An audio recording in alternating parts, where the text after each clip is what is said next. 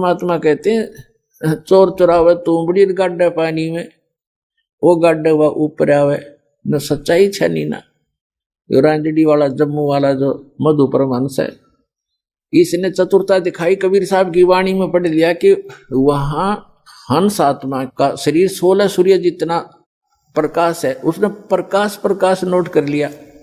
तो उसने एक अलग से सिद्धांत पेश कर दिया मन घड़ंत के पहले परमात्मा ने एक शब्द उच्चारा, उस तो सफेद प्रकाश हो गया, उस प्रकाश में फिर परम पुरुष मिल गया, फिर वो सतलोक बन गया, अमरलोक हो गया। है खाक तेरा वही की वीरे को चेतन प्रकाश हो गया फिर। और आत्मा उसमें ऐसे घूमती है जैसे बिंदु टाइप में, जैसे मछली पानी में घूमती है, ऐसी स्थिति सतलोक की बता रहा है ये जम्मू वाला रांजड़ी वाला मधु परमहंस। तो इनको कख भी पता नहीं, भक्ति मार्ग का ने डबो दिया विश्व का विश्व। तो पुणात्माओं सतलोक के अंदर ऐसी सृष्टि है, उसकी नकल कर रखी काल ने यहां पर, नकल डुप्लीकेट। अब देखो कोई भी व्यक्ति वृद्ध होना पसंद नहीं करता। अब एक लगभग 75 वर्ष की वृद्धा, और उसको मैंने कहा बुढ़िया चली तेरा सुन ली बात अर्जी तेरी, न बोली तने बुढ़िया दिखू मैं, और जाड़ ने दांत उसके। मैं कहा भाई बुढ़िया कद दिखेगी, फिर मेरे समझ में नहीं आई। मैं तुझसे ज्यादा नहीं बोला, पर अपने मन में मैंने सोचा देख वो हमें तो ज्ञान हो गया कि इस मन का स्वभाव है, क्योंकि ऐसे स्थान से आया है ये बूढ़ा होना पसंद नहीं करता। ऐसे ही एक रिटायर्ड मास्टर जी था, वो कहने लगा जी ऐसे ऐसे अभी नाम लिया मैंने आज ही, और मेरे ऐसी ऐसी गड़बड़ सी रहती है। मैं बोला वृद्ध हो गई, इतनी थोड़ी बहुत ठूठा तो हो ही जाती है। मैं बोला अभी बूढ़ा कहाँ हुआ, 74 साल का ही तो हूँ। अच्छा भाई बूढ़ा कद होगा फिर। तो ये स्थिति हमारे मन की है, और ये बिल्कुल ठीक है। और फिर मृत्यु क्यों होती है? जब हम कितने सुखी हैं यहाँ पर, सारा जीवन एक संपत्ति संतान को जोड़ने में, उनकी सुरक्षा में, उनके पालन पोषण में लगा देते हैं, और फिर ना संतान का भरोसा ना अपने आप का।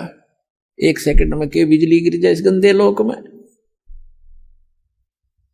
तो ये इसका समाधान बताया भगवान। अभी तक विकल्प नहीं था हमारे पास। हम ज्यादा से ज्यादा स्वर्ग माना करते थे, स्वर्ग चले जाएंगे। स्वर्ग का नहीं पता था, स्वर्ग में गए हुए प्राणी भी वापस आते हैं।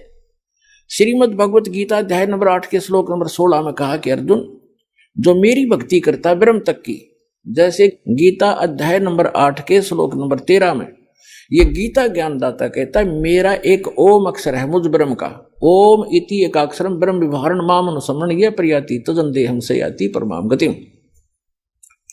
मुझ ब्रह्म का केवल एक ओम मंत्र है, नथिंग एल्स। इसके अतिरिक्त कोई मंत्र नहीं। ये और अटपट करते हैं ओम नमः शिवाय, ओम भगवते वासुदेव नमः, एवे नमः, ये बकवास है सारी। ये मंत्र नहीं मोक्ष मार्ग, ये तो भांग है समझ लो, गेहूं के बीज के स्थान पर। तो ये कहता मेरा एक ओम मंत्र है, और इसका जाप करते हुए अंतिम श्वास तक जाप करता हुआ जो शरीर छोड़कर जाता है वो ब्रह्म मुझसे मिलने वाली, ओम से मिलने वाली परम गति को प्राप्त होता है। ओम से मिलने वाली परम गति कौन सी है? ब्रह्मलोक, क्योंकि ब्रह्म का मंत्र है ओम। गीता अध्याय नंबर 8 के श्लोक नंबर 16 में कहा है कि ब्रह्मलोक पर्यंत, ब्रह्मलोक में गए हुए प्राणी भी वापस पुनरावृत्ति में है, उनका फिर जन्म मृत्यु होता है। गीता ज्ञानदाता चौथे अध्याय के 5 और 9 श्लोक में, गीता अध्याय नंबर 2 के श्लोक 12 में, गीता अध्याय नंबर 10 के श्लोक नंबर 2 में गीता ज्ञानदाता कहता है कि अर्जुन तेरे और मेरे बहुत जन्म हो चुके हैं, तू नहीं जानता मैं जानता हूं। इससे सिद्ध है कि ब्रह्म ओम नाम का जाप करने वाले ब्रह्मलोक में गए, ब्रह्मलोक में के बाद भी जन्म मृत्यु में आए। और गीता ज्ञानदाता स्वयं कहता है मेरे और तेरे बहुत जन्म मृत्यु हो चुकी है, तो नहीं जानता मैं जानता। इसलिए गीता ज्ञानदाता 18वें अध्याय के 62वें श्लोक में कहता है कि अर्जुन तू सर्वभाव से उस परमेश्वर की शरण में जा जिसकी कृपा से तू परम शांति को और सनातन परम धाम को प्राप्त होगा। सनातन परम धाम शाश्वतम स्थानम, शाश्वत माने सदा रहने वाला, जिसका कभी क्षय ना हो कभी नाश ना हो, वो स्थान, वो सत्यलोक है। उसको संत भाषा में सत्यलोक कहते हैं। सत्य का नाश नहीं होता, अविनाशी होता सत्य, वो सत्यलोक है। किसकी शरण में चला जा?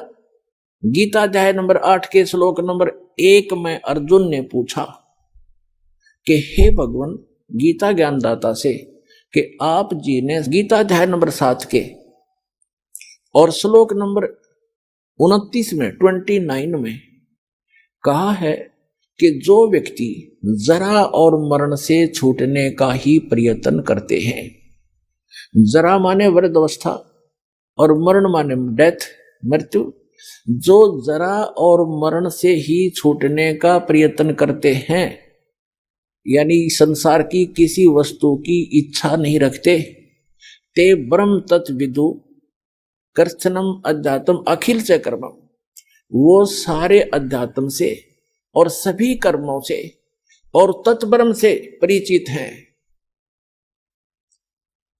अब गीता अध्याय नंबर 4 के श्लोक नंबर 32 और 34 में 2 कंसेप्ट क्लियर किए हैं। एक तो ये किया है कि सच्चिदानंद घन ब्रह्म स्वयं आकर के वो परम अक्षर ब्रह्म अपने मुख कमल से तत्व ज्ञान बताता है, उसके अंदर उस परमात्मा के पाने की यथार्थ विधि होती है, उसको तत्व ज्ञान कहा है। चौथे अध्याय के 34वें श्लोक में कहा कि अर्जुन, तू उस तत्व ज्ञान को जो complete God given complete spiritual knowledge है, पूर्ण परमात्मा परम अक्षर ब्रह्म के द्वारा दिया गया जो सच्चा ज्ञान है, वो तत्व ज्ञान है, उसको तू तत्वदर्शी संतों के पास जाकर समझ, उनको दंडवत प्रणाम करने से, कपट छोड़कर सरलता पूर्वक प्रसन्न करने से वो तत्वदर्शी संत तुझे परमा उस तत्व ज्ञान का बोध कराएंगे, उपदेश करेंगे।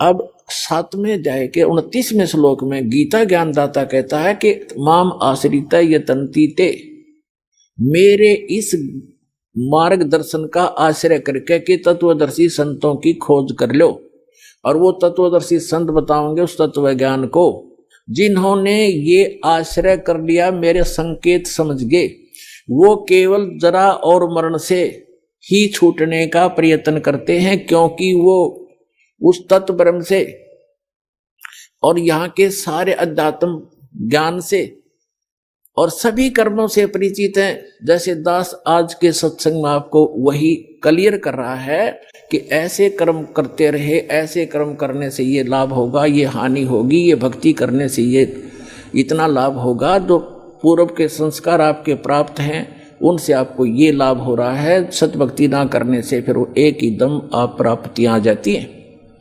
और बहुत से प्रमाण भी आपको दिए।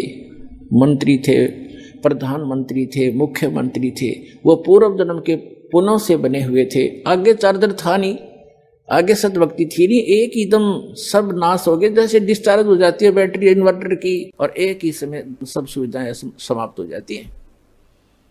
तो इस संपूर्ण अध्यात्म ज्ञान से सभी कर्मों से जो परिचित हो जाते हैं वो तत्ब्रह्म से परिचित है, और इन कर्मों से अध्यात्म ज्ञान से वो ही जरा और मरण से छूटने का प्रयत्न करते हैं। जरा माने वृद्धावस्था का कहर।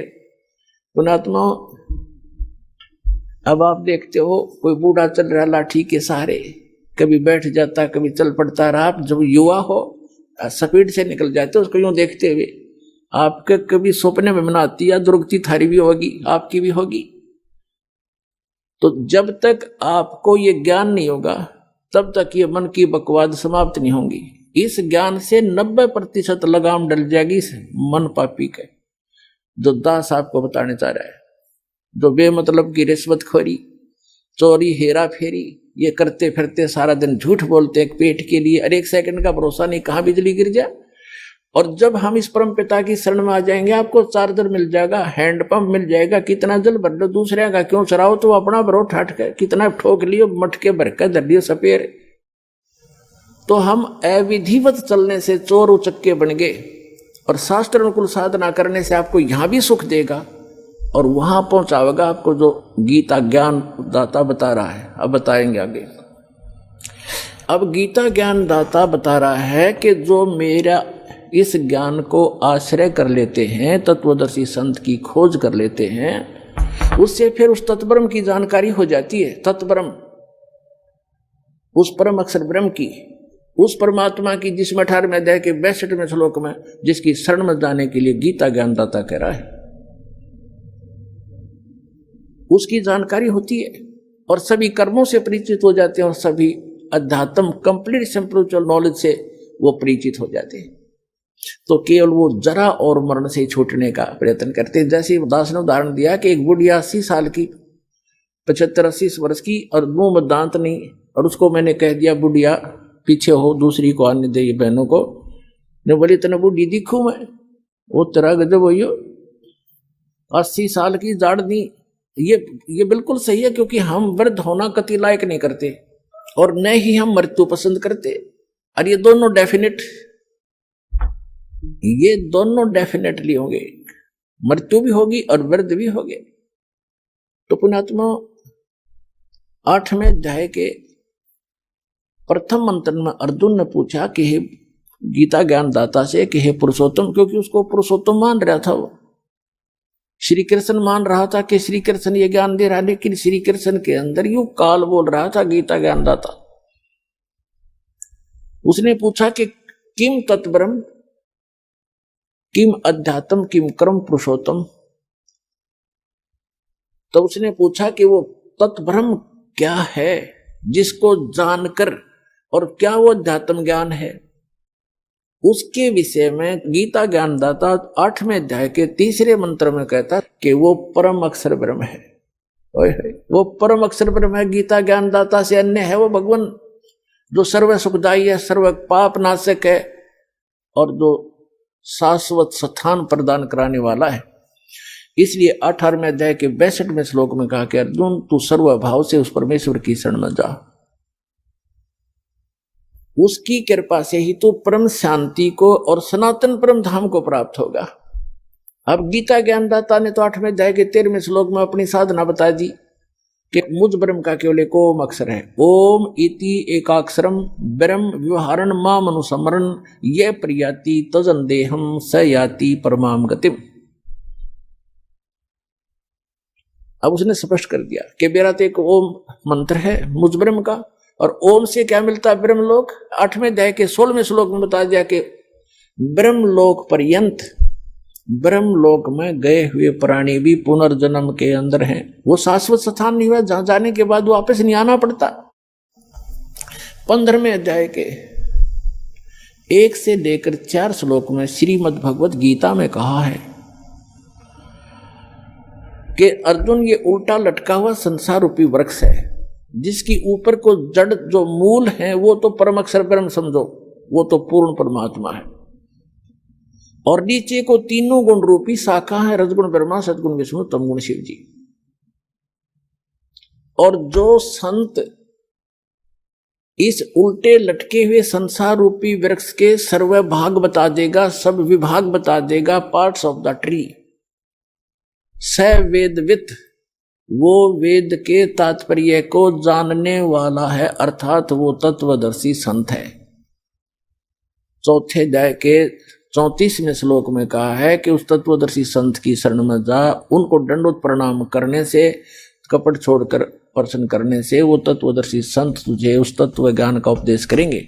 उसकी पहचान बताइए 15वें अध्याय के प्रथम मंत्र में, जो उल्टे लटके हुए संसार रूपी वृक्ष के सभी छंद बता देगा, सब विभाग बता देगा, सवेदवित, वो तत्वदर्शी संत है।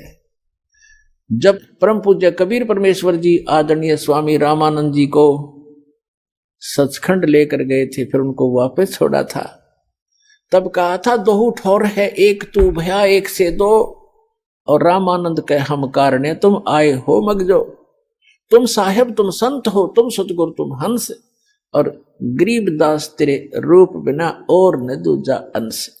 तुम ही साहेब हो, परमात्मा हो, तुम ही सतगुरु हो, सच्चा ज्ञान मालिक आपके पास ही है, इस विश्व में किसी के पास सच्चा ज्ञान नहीं है, आप सतगुरु हो। तुम साहेब तुम संत हो, एक संत, संत माने सीधा, संत सोए जो सीधा चले, सब बकवादें छोड़ दे, यहाँ की सब बुराइयों से हट करके अपना जैसे मालिक दे उसी में गुजारा करे, संत सोए जो सीधा चले। तुम साहेब तुम संत हो, तुम सतगुरु तुम हंस, यानी सब बुराइयों से बचे हुए एक सच्चे हंस, सच्चे भक्त भी आप ही ने भूमिका की है। तुम साहेब तुम संत हो, तुम सतगुरु तुम हंस, और गरीबदास तेरे रूप बिना और न दूदास। तो उस सतगुरु रूप में आए हुए 600 वर्ष पहले कबीर भगवान ने ये तत्व ज्ञान बताया था उस परम अक्षर ब्रह्म ने। वो काशी के अंदर जो धानक रूप में रहे थे, दुल्हाई रूप में, वो परम अक्षर ब्रह्म थे और आज भी हैं। वो हमारे को ज्ञान देने आए थे, हमारे को एक ट्रायल देने आए थे कि संसार में घने धन की जरूरत नहीं है, जो घना इकट्ठा करता हो महामूर्ख है। कबीर साहब कहते हैं परमात्मा आपको दे जो आपके प्रारब्ध में, आपकी किस्मत में है, सहर्ष स्वीकार करो, लेकिन उसको दुरुपयोग ना करो। बीड़ी शराब मांस तंबाकू अरे तोचले बनाने पे, नाचने और गाने पे, ब्याह के अंदर बकवाद करने पे, ये दुरुपयोग है तुम्हारा।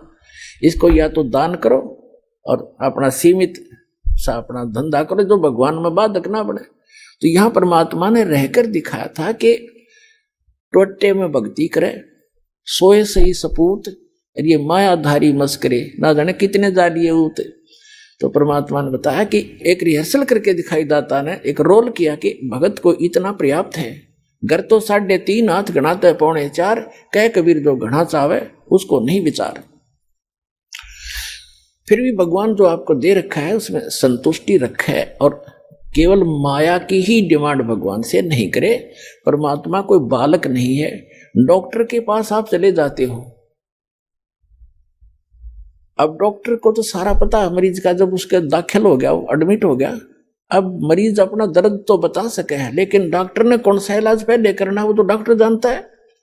अब जैसे आपका एक्सीडेंट हो गया, डॉक्टर के पास चले गए, आपका रक्त बह रहा है, ब्लड निकल रहा है, ब्लीडिंग हो रही है, उधर से आपकी टांग में पीड़ा हो रही है, तो वो डॉक्टर आप बेशक चिल्ला रहे होगे लेकिन पहले ब्लड को रोकेगा कि ब्लड बह गया तो ये मर जाएगा, या टांग की चीज तो फिर बंद कर दूंगा, तो पहले वो ब्लड बंद करेगा ताकि आपका जीवन नाश ना हो, वो दर्द फिर हो जाए खत्म। तो इसी प्रकार आप जी यहाँ आते हो एक परमात्मा के हॉस्पिटल में आ गए, वो आपके सारे दुख दूर होंगे। अब आपने टारगेट बना रखा है मेरा ये काम हो, बस ये हो, और भगवान ने ये पता कि इसकी जान जाने वाली है, 10 दिन के बाद इसका जीवन नहीं है, तो आपकी एज एक्सटेंड करेगा। उम्र एक्सटेंड करने के लिए जो आपको एड दे रहा है वो काम आपका भले ही ना हो रहा है, लेकिन आपको जीवन दान दे करके वो 100 सुख देगा फिर आगे चल के। और मरीज ये कहे मेरे टांग में पीड़ा, तू कैसा डॉक्टर है, मुझे दर्द ही ठीक हो रहा, लेकिन डॉक्टर को पता है कि इसका ब्लड रोकना जरूरी है, तो डॉक्टर वही काम करेगा जो आपके हित में होगा, आपकी नहीं मानेगा पहले वो। उसको मालूम है कि आप चिल्ला रहे हैं, उसको मालूम है कि इसमें ऐसी पीड़ा होगी, लेकिन ये घातक नहीं है। तो छोटे मोटे जो कष्ट आपको यहाँ आने पर भी हो रहे हैं, जैसे कई तो ऐसे हाथी ठीक हो जाते हैं, कुछ एक को अभी वो राहत नहीं मिल रही है जो वो डिमांड लेकर आते हैं। उसका कारण क्या है कि आपका जीवन नाश होने वाला होगा निकट भविष्य में, और परमात्मा आपको एक्सटेंड करेंगे, पहले वो ठीक करेंगे आपका, फिर आप पे सारा सुख होता चला जाएगा, जीवन भी मिलेगा, भक्ति भी होगी, सारा सुख भी यहाँ का जो चाहिए वो भी देगा।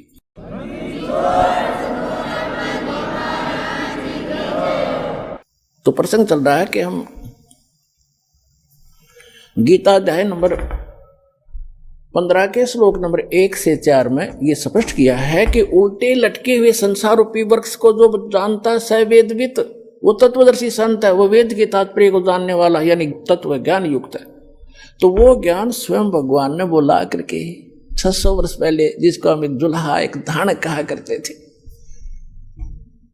पुणात्माओं, ये आपके पिता हैं, पूरे विश्व के सभी आत्माओं के हमदर्द हैं। हमारे लिए ये कैसे वेशभूषा हम यहाँ रहा करते थे और कैसा रोल करते थे, और पूरे ब्रह्मांडों का संचालन भी वो एक झोंपड़ी में बैठकर किया करते थे। उसकी समर्थता से जब आप परिचित होगे तब आपको पता चलेगा सचमुच हम भगवान को छोड़कर अन्य की जो साधना कर रहे थे वो मोक्षदायक भी नहीं थी, सुखदायक भी नहीं थी। तो क्या बताया परमात्मा ने, अक्षर पुरुष एक पेड़ है जो पृथ्वी से बाहर दिखाई देता, उसको पूरे सभी विभाग सहित तो उसको पेड़ बोलते हैं, ट्री बोलते हैं, वृक्ष कहते हैं, दरखत कहते हैं, रूख कहते हैं। और उसकी जो नीचे का जो हिस्सा है जड़, वो प्रोक्ष है, वो गुप्त है। तो इसको उल्टा कर लीजिए, ऊपर को जो जड़ है वो संसार रूपी वृक्ष की, तो वो जड़ तो समझो पूर्ण परमात्मा है, और उस पूर्ण परमात्मा ने आके बताया है कि अक्षर पुरुष एक पेड़ है, और सरपुरुष वा की डार, ज्योत निरंजन जिसके कहते हैं सरपुरुष, और तीनों देवा शाखा है ये पात रूप संसार। ये देखिएगा एक संसार रूपी वृक्ष का चित्र दिखाते हैं। ये पृथ्वी से बाहर जो दिखता है समझो,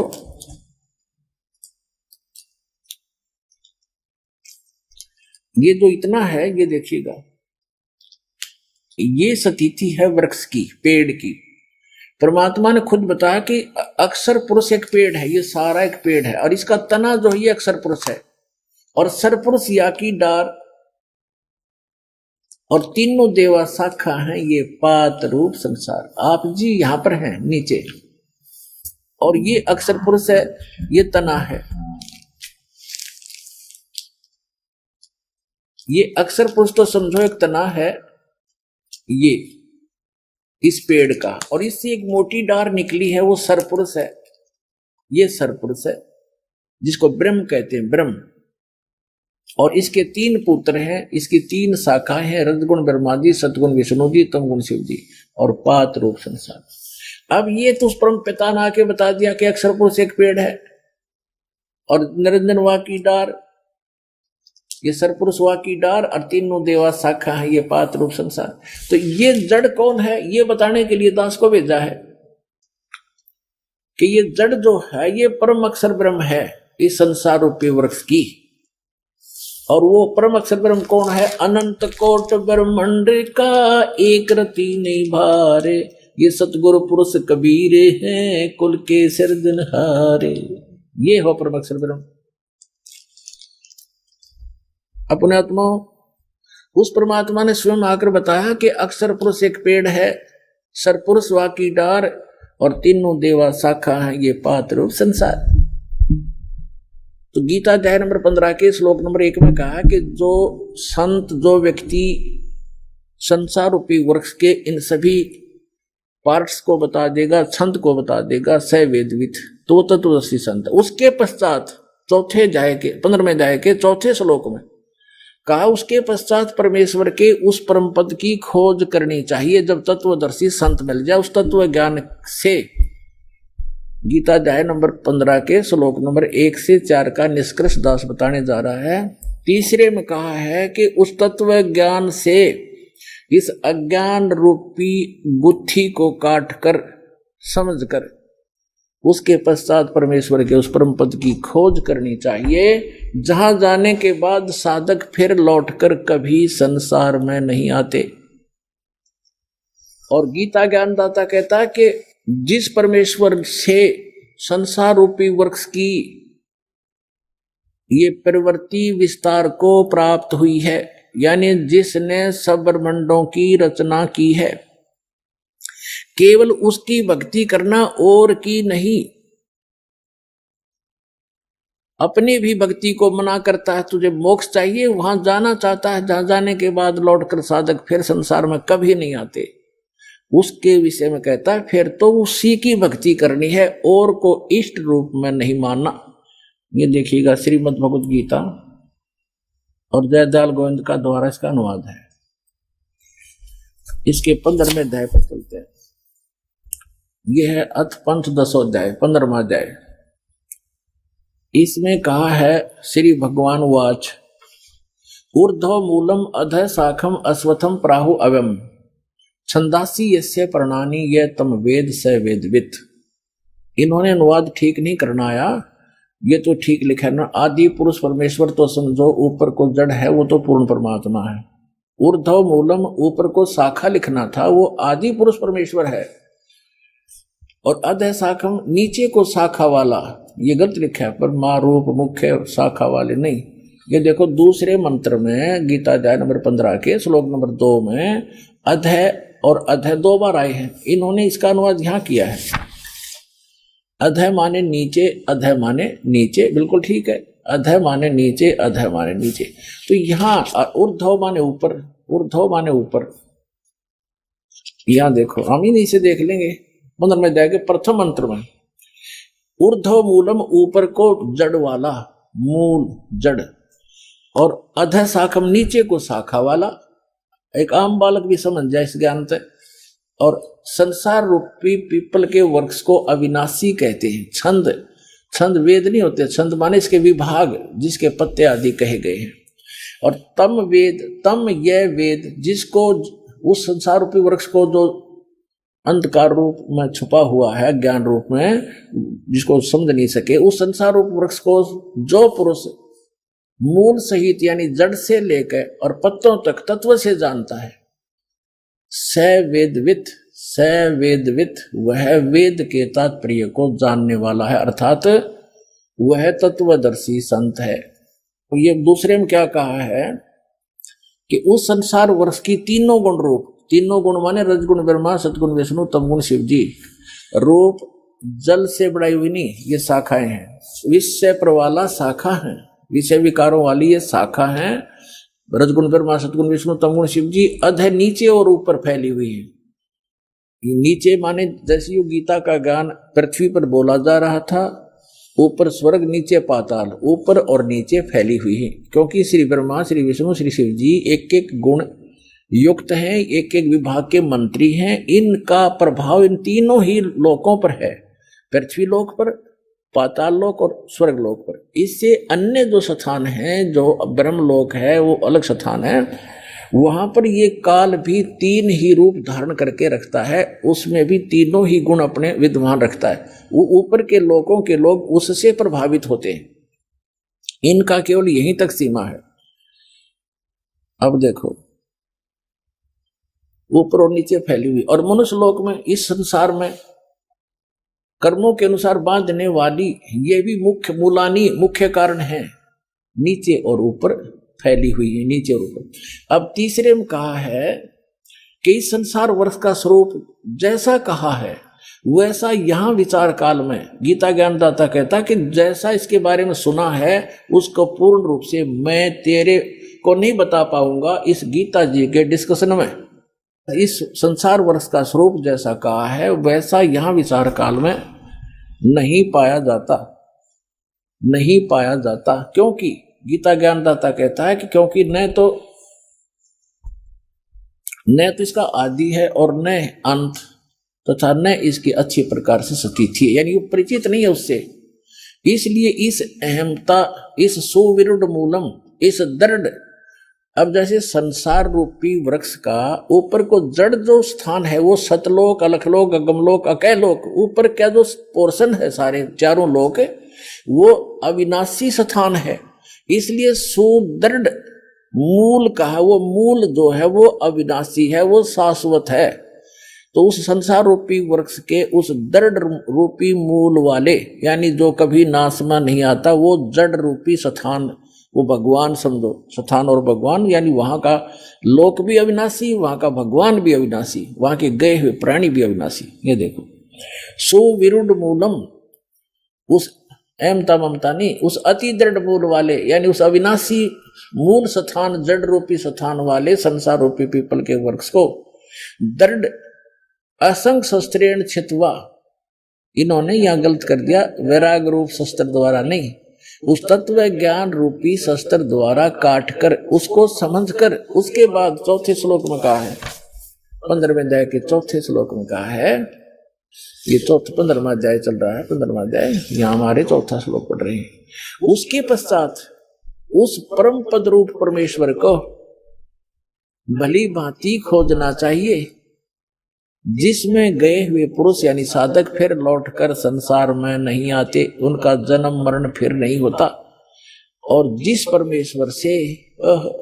परमेश्वर से इस पुरातन यानी आदि संसार रूपी वृक्ष की, यानी जिसने सारे ब्रह्मांडों की रचना की है, प्रवृत्ति विस्तार को प्राप्त हुई है, उसी आदि पुरुष नारायण के मैं शरण हूं, ऐसा निश्चय करके उस परमेश्वर का ही मनन और निधि ध्यान करना चाहिए। परपदे माने उसकी पूजा करनी चाहिए। गीता ज्ञानदाता ने स्पष्ट कर दिया कि मेरी भक्ति करने से तुझे वो शाश्वत स्थान नहीं मिल सकता। उसके लिए गीता अध्याय नंबर 17 के श्लोक नंबर 23 में गीता ज्ञानदाता ने संकेत दिया है कि उस सच्चिदानंद घन ब्रह्म की साधना के 3 मंत्र हैं उसके पाने के। ओम तत्सत इति निर्देश ब्रह्मण त्रिविद समर्थ ब्राह्मणा तेन वेदा च यगा च विहिता पुरा। उस सच्चिदानंद घन ब्रह्म को पाने का, उसके सत भक्ति करने का केवल ओम तत्सत ये 3 मंत्र का निर्देश है। निर्देश माने नथिंग एल्स, फाइनल फैसला, उसके अतिरिक्त अग्रम अग्रम समाप्त, ये निर्देश है, डायरेक्शन है, आदेश भी है और ये राय भी है। सच्चिदानंद घन ब्रह्म को पाने का, उस परम अक्षर ब्रह्म को, उस सुख स्थान को पाने का ये 3 मंत्र की मजदूरी है, समरण है इसका 3 मंत्र का। गीता अध्याय नंबर 15 के श्लोक नंबर 16 और 17 में 3 पुरुष बताए, एक सर पुरुष, एक अक्षर पुरुष और तीसरा परम अक्षर पुरुष यानी परम अक्षर ब्रह्म। तो आपको पूरा डिटेल बताई दी है पूरा टूटे लटके हुए संसार रूपी वृक्ष की। तो परम अक्षर ब्रह्म तो उसकी जड़ समझो, मूल है जो सबका धारण पोषण करता है। तो गीता अध्याय नंबर 15 के श्लोक नंबर 16 में कहा कि 2 पुरुष हैं, सरपुरुष और अक्षर पुरुष, और ये दोनों नासवान, इनके अंतर्गत जितने प्राणी वो भी नासवान है। जीवात्मा किसी की नहीं मरती, वो तो गधे कुत्ते की भी नहीं मरती। फिर 15 में जाके 17वें श्लोक में तुरंत कहा कि उत्तम पुरुष है तू अन्य, पुरुषोत्तम सही भगवान तो इन दोनों से सर और अक्षर पुरुष है, कोई और है जिसको परमात्मा कहा जाता है, और जो तीनों लोकों में प्रवेश करके सबका धारण पोषण करता है वो अविनाशी परमेश्वर है। यानी वृक्ष का धारण पोषण किससे होता है? मूल से होता है, जड़ से होता है, और जड़ वो परम अक्षर ब्रह्म है। तो परम अक्षर ब्रह्म वो कबीर भगवान जो है वो सबका धारण पोषण करने वाला वही है। तो यहां क्या बताया है कि उस ओम तत्सत, ओम जो है, ओम तो मंत्र है ब्रह्म का जिसको सरपुरुष कहते हैं, और तत् है ये अक्षर पुरुष का जिसको परब्रह्म भी कहते हैं। ब्रह्म से नेक्स्ट ब्रह्म, परब्रह्म दूसरा, और तीसरा जो मंत्र है सत्य वो परम अक्षर ब्रह्म का है, वो परम अक्षर पुरुष का है। तो ये तीनों मंत्र इस दास के पास उपलब्ध हैं। इन तीनों मंत्रों की मजदूरी करनी है, इसकी साधना करनी है। अभी तक ये मार क्यों खाते रहे कबीर पंथी? ये इन मंत्रों का जाप नहीं करते थे जो दास आपको प्रथम बार देता है। ये कहते हैं तो ब्रह्मा विष्णु महेश की पूजाएं हैं, हम क्यों करें, हम तो सतपुरुष की साधना करेंगे। ऐसे ही ये बात बिगड़ी रही। ये साधना नहीं, ये तो यहाँ के मालिक हैं।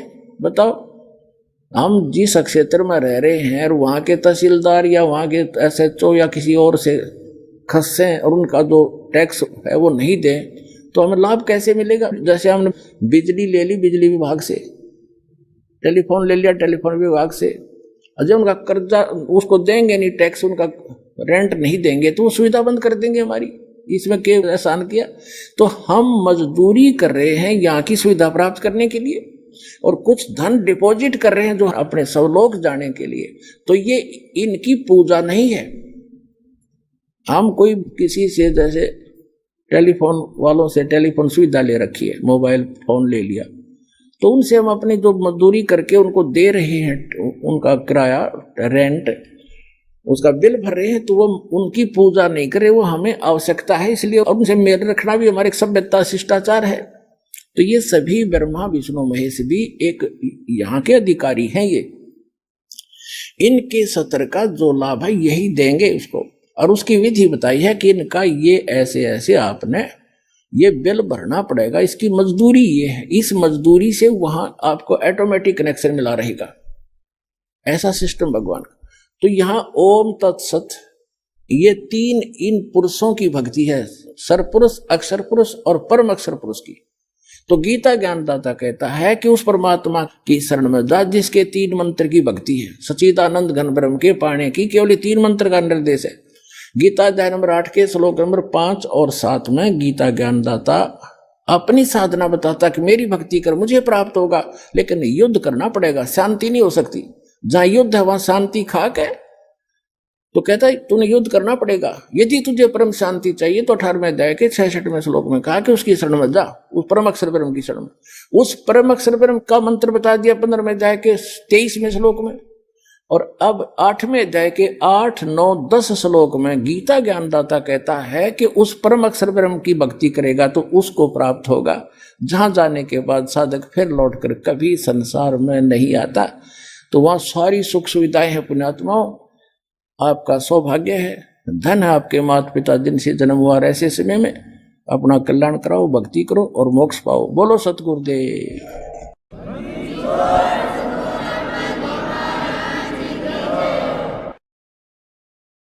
परम पिता परमात्मा पूर्ण ब्रह्म सारी सृष्टि के रचनहार कुल मालिक कबीर परमेश्वर जी की असीम रजा से आप सभी पुण्यात्माएं परमात्मा की महिमा सुनने के लिए उपस्थित हुए।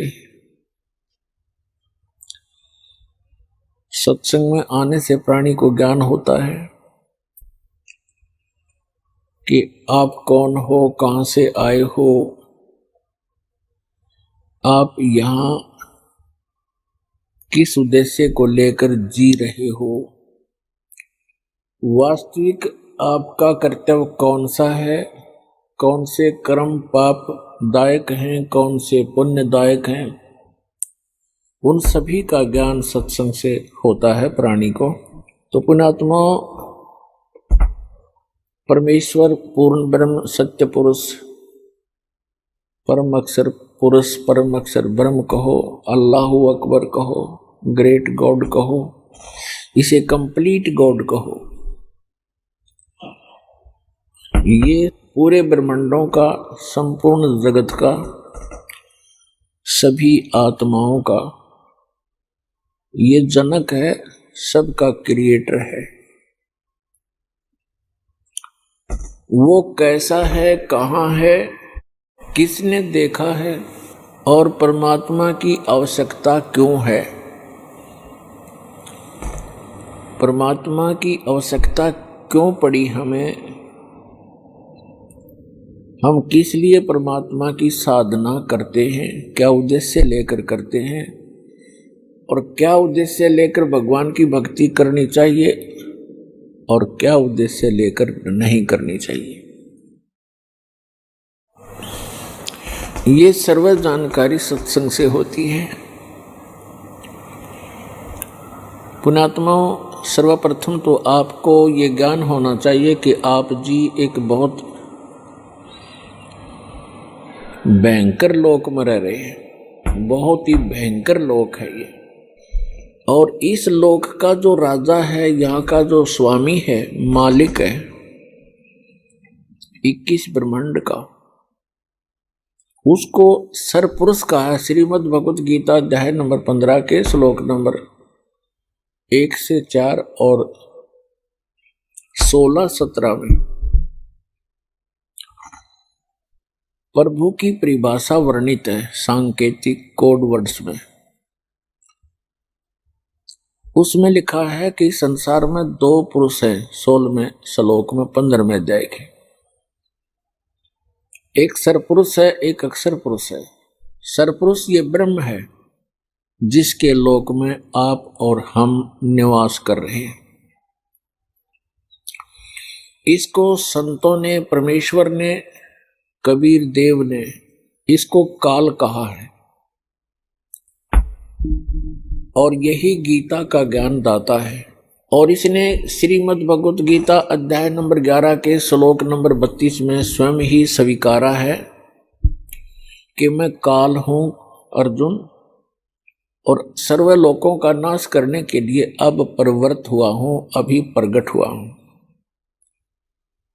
श्री कृष्ण जी काल नहीं थे, इन्होंने पहले कभी अपने आप को काल नहीं कहा और गीता ज्ञान देने के उपरांत उन्होंने कभी अपने आप को काल नहीं कहा। ये सरपुरुष, ये काल भगवान, जिसे सनातन धर्म के ऋषि जिसको ब्रह्म कहते हैं, ये सरपुरुष है। इसको काल भी कहते हैं, ये स्वयं भी काल कहता है अपने आप को, मैं काल हूं और सबका नाश करने के लिए प्रवृत्त हुआ हूं। श्री कृष्ण जी में प्रवेश करके ये श्रीमद् भगवत गीता का ज्ञान इसने बोला, जिसमें अधिकतर ज्ञान वेदों वाला ही है। हम सरपुरुष के लोक में रह रहे हैं, तो श्रीमद् भगवत गीता अध्याय नंबर 15 के श्लोक 16 और 17 में 3 पुरुष बताए हैं। एक सरपुरुष है जो 21 ब्रह्मांड का मालिक है, स्वामी है, प्रभु है, राम है, गॉड है, अल्लाह है। और दूसरा अक्षर पुरुष है जिसके 7 शंख ब्रह्मांड हैं, नील, पद्म, शंख, 7 शंख, 7 शंख ब्रह्मांड का वो स्वामी है। उसको अक्षर पुरुष कहा है श्रीमद् भगवत गीता अध्याय नंबर 15 के श्लोक नंबर 16 में। 16 में सरपुरुष और अक्षर पुरुष ये 2 पुरुष बताए, और दोनों ही नाशवान, और इनके अंतर्गत जितने प्राणी हैं उनका भी शरीर नाशवान है। जीवात्मा किसी की नहीं मरती, वो तो गद्दे की भी नहीं मरती, कुत्ते की भी नहीं मरती। फिर श्रीमद् भगवत गीता अध्याय नंबर 16 के श्लोक नंबर 17 में तुरंत कहा है कि उत्तम पुरुष है तू अन्य परमात्मा इति उदाहरते। ये लोग तरम आविश्य विभर्ति अवय ईश्वर है। उत्तम पुरुष यानी पुरुषोत्तम श्रेष्ठ परमात्मा तो कोई और है इन दोनों से, सरपुरुष और अक्षर पुरुष से। वही तीनों लोकों में प्रवेश करके सबका धारण पोषण करता है, और वो वास्तव में अविनाशी परमात्मा है। अपने आत्माओं श्रीमद् भगवत गीता अध्याय नंबर 15 के श्लोक नंबर 1 से 4 में स्पष्ट किया है। गीता अध्याय नंबर 15 के श्लोक मंत्र 1 और 2 का निष्कर्ष है कि ऊपर को जड़ वो तो मूल मालिक है, कुल मालिक है, पूर्ण परमात्मा है, और नीचे को तीनों गुण रूपी शाखा, रजगुण ब्रह्मा, सतगुण विष्णु, तमगुण शिव जी रूपी शाखा वाला ये उल्टा लटका हुआ संसार रूपी वृक्ष है।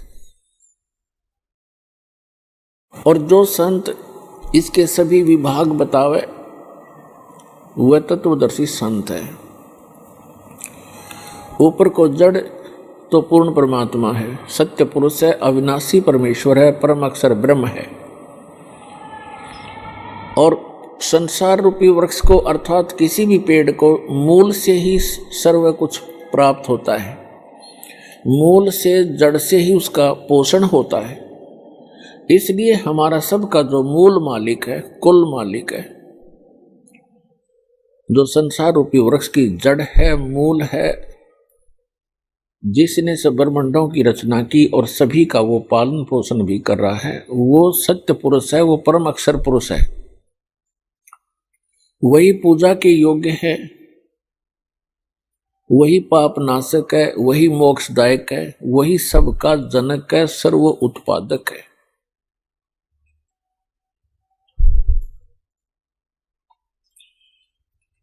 तो श्रीमद् भगवत गीता अध्याय नंबर 15 के श्लोक नंबर 1 में कहा है कि जो इसके विभाग बता देगा, भिन्न भिन्न इन भगवानों की सतिथि बता देगा, वो तत्वदर्शी संत है। तो परमेश्वर स्वयं आते हैं वो तत्व ज्ञान बताने के लिए। अब वो परमेश्वर 600 वर्ष पहले आए थे बनारस के अंदर, भारतवर्ष की काशी नगर में, और वहां पर 120 वर्ष रहे थे, सहशरीर आए थे, सहशरीर वो चले गए थे। 120 वर्ष एक जनसाधारण की लीला की उन्होंने, हमारे लिए एक निर्देश दिया, एक एग्जाम्पल कोड किया, उदाहरण पेश करके चले गए कि यदि आप जी ने मोक्ष प्राप्ति करनी है तो इस घटिया लोक की किसी अधिक वस्तु की इच्छा मत करना। नमस्कार जी। सत साहेब। क्या नाम है बहन जी आपका? कांता। बहन जी आप कहाँ के रहने वाले हैं? फरीदाबाद से। संत रामपाल जी महाराज से नाम दीक्षा आपने कब ली? संत रामपाल जी महाराज जी से मैंने नाम दीक्षा 2014 11 मई। संत रामपाल जी महाराज से नाम दीक्षा लेने से पहले आप क्या भक्ति साधनाएं करती थी? मैं फरीदाबाद में श्री सुदर्शनाचार्य जी महाराज जी से जुड़ी हुई थी, और उनसे पहले मैं सभी देवी देवताओं की भक्ति करती थी, अन्य व्रत पूजा ये सब कुछ करती थी मैं वहाँ। बहन जी, आपने सुदर्शनाचार्य जी को अपना गुरु बनाया था और भी देवी देवताओं की आप भक्ति साधना करते थे, तो इन सब भक्ति साधनाओं से आपको क्या लाभ मिले? सर मैंने 7 साल भक्ति करी सुदर्शनाचार्य जी महाराज की। मंदिर में जाती थी मैं, वहाँ पे जो भी जैसा वहाँ पे क्रियाक्रम पूजा पाठ होता वो करती थी मैं पूरी श्रद्धा से, लेकिन मुझे लाभ 1% भी नहीं हुआ। लाभ की बजाय मुझे वहाँ उल्टा भूत प्रेत आने लगे। भूत प्रेत की बाधा इतनी बढ़ गई कि मेरे ससुराल वाले मेरे से बहुत परेशान हो गए, मैं खुद परेशान हो गई। मतलब इतना परेशान हो गई थी कि मेरी नौबत आ गई थी कि मैं आत्महत्या कर लूँ, मैं जीना नहीं चाहती। उसी दौरान मुझे मेरी शादी को इतने साल हो चुके थे, कम से कम 8-10 साल हो चुके थे। तो मैं इतना परेशान थी कि मेरे मन में सवाल भी आता था कि मैं क्या करूँ, कहाँ जाऊँ। तो अचानक से ही मेरा वहाँ जाना ख़त्म हो गया। सारी साधनाएं करके जब मैं परेशान हो चुकी तो मेरा वहाँ जाना बिल्कुल ख़त्म हो गया। मेरी आत्मा ने मुझे रोक दिया कि नहीं जाना, मुझे किसी की भी भक्ति नहीं करनी, किसी के अंदर भी कोई भाव नहीं रखना, मुझे जीना ही नहीं है। मैं बहुत परेशान हो गई थी। मुझे लाभ तो 1% भी नहीं मिला, मुझे हानि ही हानि हुई। मेरे घर में सबका जो प्यार था वो ख़त्म हो गया। भूत प्रेत की बाधा ऐसी बढ़ गई कि सब लोग मेरे से घृणा करने लगे, कहने लगे कि इसके बच्चे नहीं हैं, ये क्यों जाती हैं वहाँ पे, क्या करती हैं। तो मैं फुल परेशान हो गई थी। मुझे कुछ भी लाभ नहीं मिला वहाँ से। मेरे हस्बैंड CRPF में हैं। ये मुझे 2008 में थक कर अपने साथ ले गए, कह रहे चलो तुम्हें हम जहाँ हमारी पोस्टिंग है हम वहाँ पे लेके चलते हैं, तुम्हारी दवाइयाँ वगैरह करवाएंगे। लेकिन भक्ति हमारी तब भी चलती रही। सुदर्शनाचार्य जी महाराज जो फरीदाबाद में जिनका आश्रम है, उनकी भक्ति हमारी कंटिन्यू चलती रही। और भगत जी हमारे हस्बैंड हमें अपने साथ ले गए। वहाँ पे हमने इतने अच्छे डॉक्टरों से दवाइयाँ करवाई, इलाज करवाए, अपने ट्यूब टेस्ट वगैरह करवाए। लेकिन हमें जितना हम इलाज करवाते और उनकी भक्ति करते, इतना ही हम परेशान होते चले जाते। तो बहन जी, इन सब परेशानियों के बीच आपको संत रामपाल जी महाराज की जानकारी कहाँ से प्राप्त हुई? सर जब इनका ट्रांसफ़र फेज़ 3 में हुआ झड़ौदा कला से, तो मेरे मायके में, मेरे परिवार में मेरे बड़े पापा हैं आर्मी के कैप्टन रिटायर। मैं गांव गई थी और मेरी मम्मी, तो उन्होंने मेरे से, दोनों ने बोला, मेरी मम्मी ने कि बेटा आप संत रामपाल जी महाराज जी से दीक्षा प्राप्त कर लो, आपके सारे संकट दूर हो जाएंगे। फिर हमने कहा कि नहीं, हम गुरु नहीं बदल सकते। जो हमने गुरु बनाए हैं वो हमारे पूजनीय हैं, हम गुरु नहीं बदलेंगे, हम जैसी भक्ति करते हैं उसी से ठीक है। फिर ऐसे ही ऊपर से आके हम नीचे बैठे। हमारे पिताजी थे, मतलब बड़े पापा थे आर्मी के कैप्टन रिटायर, उन्होंने संत रामपाल जी महाराज अपने गुरु बना रखे थे और मम्मी ने भी बना रखे थे। मम्मी को हमने मना कर दिया। तो हमारे जो बड़े पापा थे उन्होंने कहा कि कांता बेटा आप संत रामपाल जी महाराज जी को अपना गुरु बनाइएगा और उनसे दीक्षा लेकर आपकी सारी परेशानी ठीक हो जाएंगी। उनको पता था कि मेरे बच्चा नहीं है, वो क्लियर नहीं कहते थे मेरे से, तो ऐसे कहते थे कि आपकी परेशानी बिल्कुल ख़त्म हो जाएंगी। फिर उसके बाद सर मैं इतनी तबीयत ख़राब हो गई थी, मेरी बहुत ज़्यादा तबीयत ख़राब हो गई थी। मेरी मम्मी का फ़ोन आया। मम्मी कहने लगी बेटा एक बार मेरे कहने से तुम चल दो, कहने से चल दो। तो ठीक है, मैंने कहा मम्मी ठीक है हम चल देंगे, दीक्षा हम लेंगे नहीं वहाँ जाके, हम चल देंगे, हम देख के आएंगे आश्रम कैसा है। तो उनके साथ में जब संत रामपाल जी के आश्रम में वरवाला, तब मैं वहाँ पहुँची।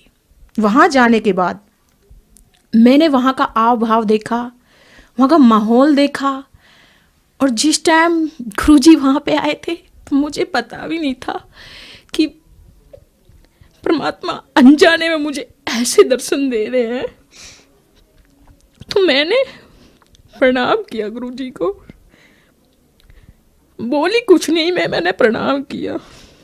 फिर वहाँ पे आने के बाद प्रणाम करके गुरुजी के बोल रहे थे कि जिन्होंने दीक्षा नहीं ले रखी है दर्शन नहीं दे, मतलब गुरुजी प्रणाम आशीर्वाद नहीं देंगे। लेकिन मुझे मना नहीं किया, मैं ऐसे ही चली गई और गुरुजी ने मुझे आशीर्वाद दे दिया। अब वहाँ से हम आए तो कहने लगे कि आप दीक्षा ले लो।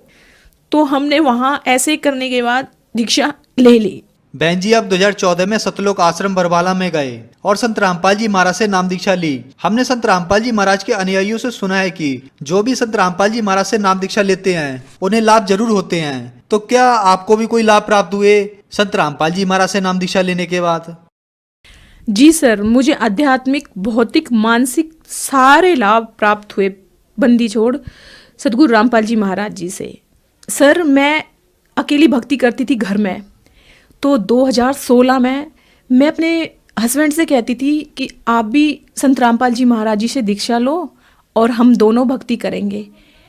लेकिन वो मना भी नहीं करते थे मेरे से और हाँ भी नहीं करते थे कि तुम छोड़ दो भक्ति। तो एक दिन मैं ऐसे ही दंडवत प्रणाम करके संत रामपाल जी महाराज जी के सामने मैं ऐसे ही कह रही थी, भगवान संत रामपाल जी महाराज कि आप मेरे साथ मेरे हस्बैंड को और लगा दो भक्ति में। तो दिवाली का टाइम था, अक्टूबर 2016। तो मैंने सेंटर जाना था और मेरे भगत जी, मेरे हस्बैंड अचानक से कहने लगे कि मुझे भी नाम दीक्षा लेनी है। तो मेरे मन में इतनी खुशी हुई कि ये दीक्षा लेने के लिए कह रहे हैं। तो मैं कह रही थी इनसे कि मुझे दिवाली से पहले ही जाना है और मेरे हस्बैंड कह रहे थे मुझे दिवाली के बाद जाना है। तो मैंने कहा ठीक है, आप दिवाली के बाद ले लेना, लेकिन मैं सेंटर दिवाली से पहले जाऊंगी। तब मैं दिवाली से पहले सेंटर गई। मेरे चाचा जी के लड़के हैं, प्रहलादपुर में रहते हैं, वो मुझे लेके गए और मेरे भगत जी को भी, ये मेरे साथ वैसे ही चले गए। जब ये बदरपुर नामदान सेंटर पे गए, जब इन्होंने वहाँ का माहौल भी देखा, संत रामपाल जी के जो अनुयायी थे, भक्त थे, उनसे मिले और वहाँ का माहौल देखा, तो हमारे हस्बैंड कहने लगे कि नहीं, मुझे भी कांता आज ही दीक्षा लेनी है। तो ये समझ लो कि ये मेरा परमात्मा का इतना बड़ा चमत्कार था कि मेरे साथ ये जुड़े भक्ति मार्ग में। फिर भगत जी, परमात्मा को पता था, बंदी छोड़ सदगुरु रामपाल जी महाराज जी को पता था कि ये दो बच्चे परेशान है। किस चीज़ से परेशान है? हमारे पास औलाद नहीं थी, 12.5 साल हमारी शादी को हो गया था। हमने सारी जगह दवाइयाँ करवाई लेकिन हमें कोई आराम नहीं लगा। मैंने इतनी दवाइयाँ खाई कि मुझे शरीर में इतना साइड इफ़ेक्ट हो गया। जो मेरी ट्यूबें थी अंदर से वो दोनों ब्लॉक हो चुकी थी। मेरे पायल्स इतना बढ़ चुका था कि मैंने उसकी दवाइयाँ भी करवाई लेकिन मुझे उनसे बिल्कुल भी आराम नहीं लगा। मतलब इतना परेशान हो गई थी, मेरा शरीर इतना ख़राब हो चुका था कि डॉक्टर भी कहते थे कि शरीर काम का नहीं रहा, बस नाम का शरीर रहा है। तो जब संत रामपाल जी महाराज जी से दीक्षा ली तो उसके बाद मैंने नाम दीक्षा ली। फिर भगत जी ने 2016 में दीक्षा ली। उसके 1 महीने बाद परमात्मा की ऐसी रजा हुई, मुझे 12.5 साल में परमात्मा ने खुशखबरी सुनाई कि आप माँ बनने वाली हो। तो भगत जी, ये मेरे साथ इतना बड़ा चमत्कार मेरे बंदी छोड़ का कि मुझे सबने मना कर दिया था कि आप माँ नहीं बन सकते हो। सब मुझे टॉर्चर करते थे, इनके गांव में मुझे कहते थे वो सामने नहीं आनी चाहिए, उसका मुंह खराब है। मुझे संत रामपाल जी महाराज ने वो दिया जो मुझे इस दुनिया में कोई और दे ही नहीं सकता। संत रामपाल जी महाराज जी से दीक्षा लेने के बाद मेरा शरीर, मेरा मानसिक स्तर और मुझे ये औलाद दी परमात्मा ने, संत रामपाल जी महाराज ने, मेरे जीवन में इतना बड़ा सुख, और मेरे बंदी छोड़ सतगुरु रामपाल जी महाराज ने मुझे भक्ति का मार्ग बताया कि भक्ति क्या होती है, पूर्ण परमात्मा कौन होता है, संत कौन होता है, भक्ति कैसे करनी चाहिए, किसकी करनी चाहिए। ये सब मुझे संत रामपाल जी महाराज जी से नाम दीक्षा लेने के बाद पता चला। सर, संत रामपाल जी महाराज जी से दीक्षा लेने के बाद परमात्मा ने मुझे ये खुशी दी है, ये मेरा बच्चा है जो संत रामपाल जी महाराज जी से नाम दीक्षा लेने के बाद 12.5 साल बाद मुझे ये पुण्य आत्मा हुई है। और सर, ये मेरे भगत हैं, मेरे हस्बैंड हैं, जिन्होंने भी दीक्षा लेके हम दोनों भक्ति करते हैं संत रामपाल जी महाराज जी की। और मेरे हस्बैंड मुझे फेज 3 से लाया करते थे तब, तो मुझे रास्ते में हमें पता नहीं था, होता था कि हमारी गाड़ी चलती चलती गाड़ी के आगे कोई गाय का आ जाना, और फिर हम फुल स्पीड पर होते थे तो गिर जाते थे। उससे हमें इतना लाभ मिला कि मेरे ही 3-4 एक्सीडेंट ऐसे हुए कि मैं आराम से बाइक पे बैठी थी, और बाइक पे बैठे बैठे मेरा दुपट्टा उससे 2 मिनट पहले ही मैंने देखा था कि सही सलामत बैठी हूँ मैं, मेरा पूरा दुपट्टा लिपट के मेरे गले में ऐसे आ जाता है कि मेरी गर्दन बस घुटने ही वाली होती है कि तभी मेरी चीख निकलती है, और मेरे हस्बैंड गाड़ी रोकते हैं, बाइक रोकते हैं, और मुझे ऐसे वहाँ पे सड़क पे हम दोनों ही गिर जाते हैं। इतने हादसे हमारे साथ हुए कि 3-4 एक्सीडेंट ऐसे ही हो गए। तो मैं जब भी घर से निकलती थी तो मैं उन्हीं भगवानों का नाम लेके निकलती थी कि हे भगवान आज मेरे साथ कोई दुर्घटना ना हो।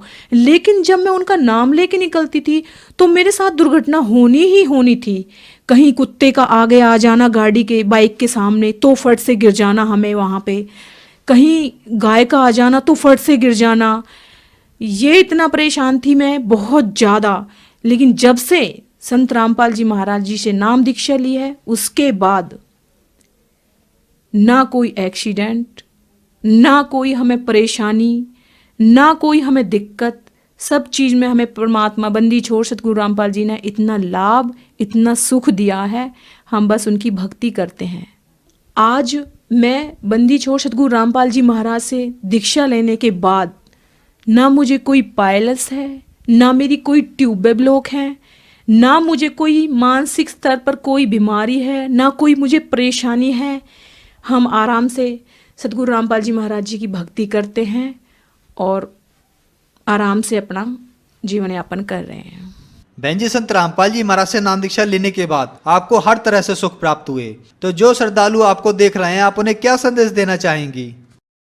सर, मेरी उनसे हाथ जोड़कर प्रार्थना है कि इस टाइम धरती पर पूरे विश्व में संत रामपाल जी महाराज जी के अलावा और कोई गुरु हो ही नहीं सकता, क्योंकि वो पूर्ण परमात्मा है।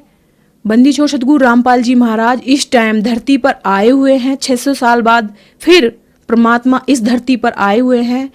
आप उनसे आइए, उनकी पुस्तकें हैं, उनका ज्ञान है, उनका सत्संग है, इतनी तेजी से चल रहा है कि जो भी भक्तात्मा सत्संग सुनती हैं, नाम दीक्षा लेती हैं, पुस्तकें पढ़ के वो सत्संग से जुड़ती हैं, फिर सत्संग सुन के फिर वो दीक्षा लेने के लिए आती है। तो मेरा उनसे विनम्र निवेदन है कि संत रामपाल जी महाराज जी से आओ और अपना कल्याण करवाओ नाम दीक्षा लेके। बहन जी, संत रामपाल जी महाराज से नाम दीक्षा कैसे ले सकते हैं? सर, संत रामपाल जी महाराज जी से दीक्षा लेने के लिए चैनल पर पट्टी आती है, एक नीचे सत्संग चलाते हैं, उसके नीचे पट्टी आती है, उस पे संत रामपाल जी महाराज जी का सत्संग आता है। हम उन नंबरों पर फ़ोन करके और पता कर सकते हैं कि किस एरिया में सेंटर है, कोऑर्डिनेटर है, आपको पता चल जाएगा, वहाँ से हम नाम दीक्षा ले सकते हैं। धन्यवाद बहन जी। सत साहिब।